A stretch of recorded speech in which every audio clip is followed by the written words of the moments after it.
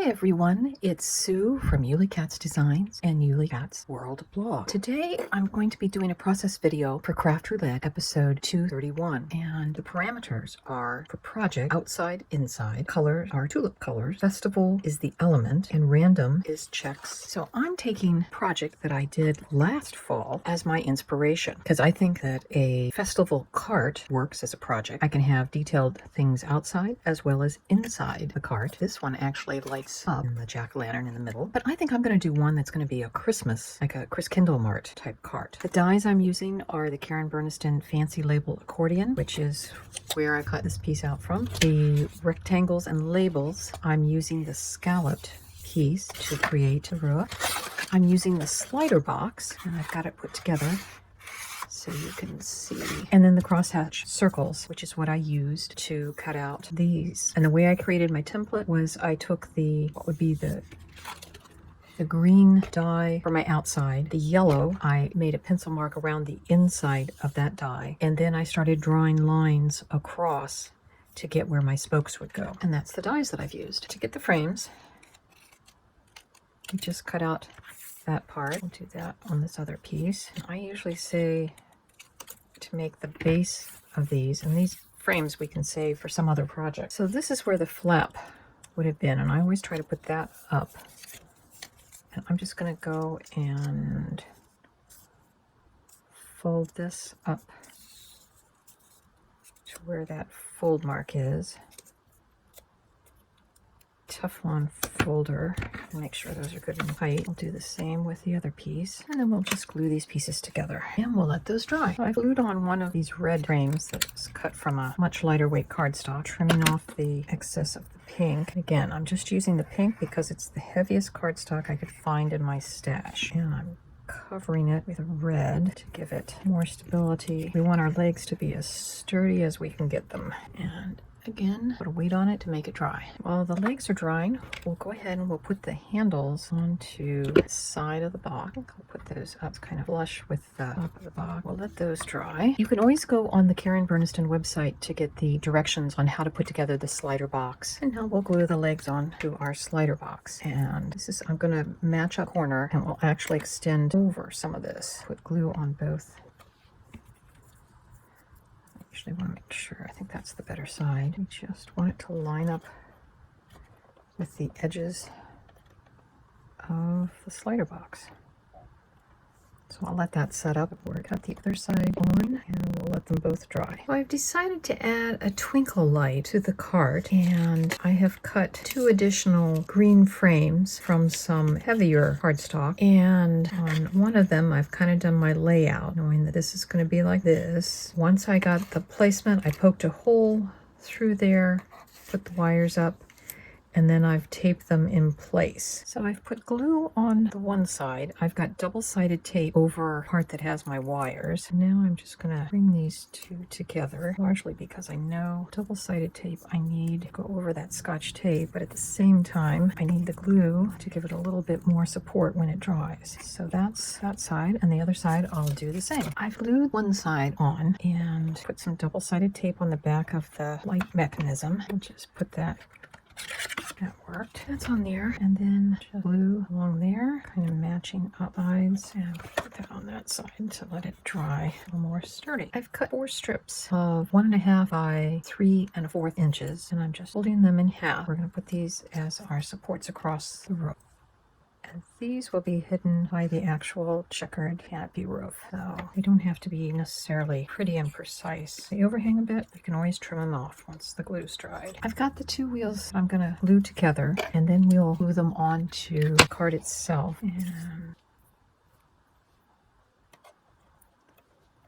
And while I've cut off back leg on some of the other carts I've made, I found that it's sturdier if I leave it on. And that red kind of blends in with the brown, so I think we'll be good. For the black circle that goes over the axle point on the wheels, I've used this die, the smallest center, and it comes from the Fun Flowers die set. The paper I'm using is Holiday Plaids 6x6, say it with stamps. It's a photo play, and that has both the solids and the plaids and the checks. So I cut a piece of the gingham check paper and took a pencil and marked where the center of the the button is. I tried one little tiny press here stamp, but it doesn't seem to be enough. So I ended up using this Trinity Stamps Paper Crafting Magic set that has the push and the here. And I'd already made a bunch of the pre-cut circles, so that will just go right there. So that's how we'll hide our mechanism for the lights. So this is what our cart's going to look like with the lights flashing.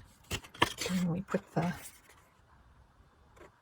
roof over it. You can definitely see the twinkling light. I'm using the Karen Berniston Christmas Borders, the gingerbread men, and they have a stencil that you can use to color all the gingerbread men. And there's our stacked plates of gingerbread men. So using the Lawn Fawn A Creature Was Stirring stamp set, I've stamped the gingerbread house and the little gingerbread man. I stamped them on the brown paper. I've been using my Nuvo drops to make the gumdrops, and we'll see how those dry. They're just starting to run together a little bit now. And I also cut out some of the little wee gingerbread men from the stamp set as well. To make my gingerbread houses, I've used the Lawn Fawn stamp. I've stamped the gingerbread house. I've used Nuvo drops to make the little gumdrops. And then I've used the Simply White to do the frosting.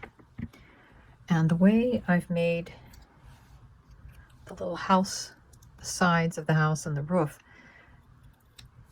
is this. I've taken a strip that is 3/4 inches wide and it is 3.5 inches long, and I have folded it basically 3/4 inches, and then every ½ inch I've done that, and again 3/4 at the bottom. So when we glue it together it will be like this. And then these are the little pieces that are going to hold. I'll just glue those on the bottom, and they will be what will hold the front on, and then we'll seal it with some more of the Nuvo drops. So to ice the roof,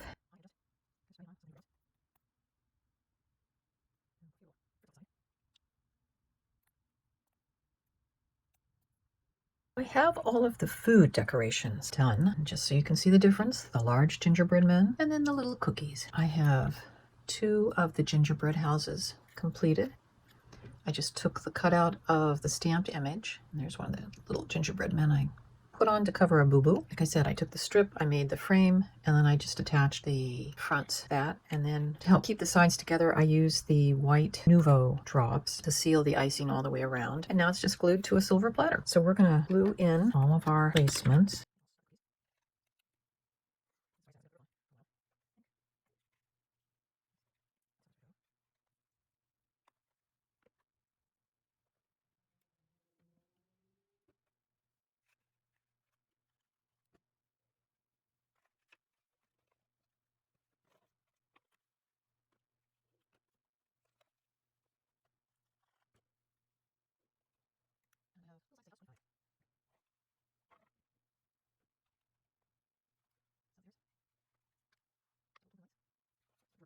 Now we'll work on the roof. So for the roof, we're going to put on kind of sign that will go on top, and it will spell out gingerbread. But to make the supports, I took a strip of paper that was twice as long as this. I folded it in half, and I glued the upper part together. Then I took a craft knife, and I just cut slits along the ridge or the fold of the roof.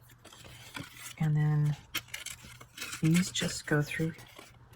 So now all we have to do is glue those in, and then that will go over that, but we won't glue it on until we have the top part done. For the sign pieces, I used the long flap enclosure, and I just cut out the longest one, the decorator plate, and I cut off those 2 ends. And then we're going to use the mini alphabet and number set to spell out gingerbread. I like to write out the words, and I have to do the letters. I do a letter count because I have to make the sign twice. I needed 2 of everything. Then I like to use my grid mat so that I can lay it out straight and get the spacing, and use my tweezers to position them. Then I take a piece of low-tack tape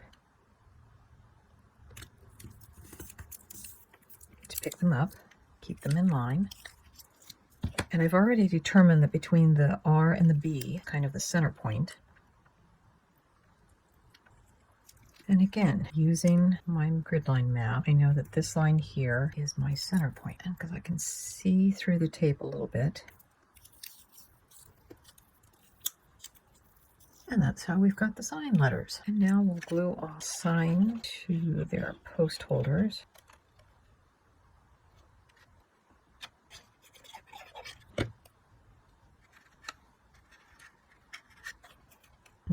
have our signpost on our roof. To glue the roof on, I'm going to put glue, and I'm not going all the way down because of those scallops on the roof ridge.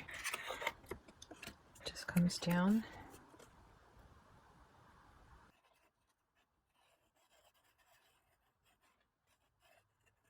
So my last finishing touch is to put some little metallic gems on the wheels, since we don't have to keep it flat anymore. I'm going to use a BAM box in my drawer to make my sentiment pop up. And we start with this long strip.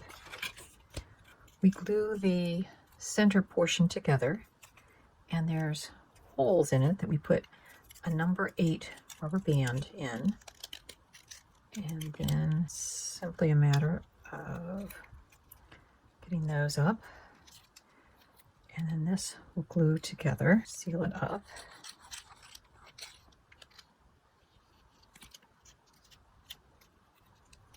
So now we've got a box that will pop up a little bit. And I can put that here where it will kind of blend in. So here's our finished cart for Craft Roulette episode 231, whose parameters were outside, inside. So we have decorated the outside of our gingerbread cart. And on the inside, because often these Kris Kringle Mart festivals or Christmas marts go on until the evening hours, we've installed lights in our cart, some twinkle lights. We've got our gingerbread houses, our gingerbread men, cookies on the inside of the cart, but we've also decorated the inside of the drawer. It says, "May the seasons be merry and bright," and there's room for a gift card in the drawer. And we've just used our little BAM box to pop up the sentiment. The colors are tulip colors, red and green, and some brown for the soil. We've got our festival element, Kris Kringle Mart, and we have our random element of the check, which would be all of the checkerboard papers. I hope you've enjoyed this process video, and we'll see you next Friday for Craft Roulette. Bye-bye.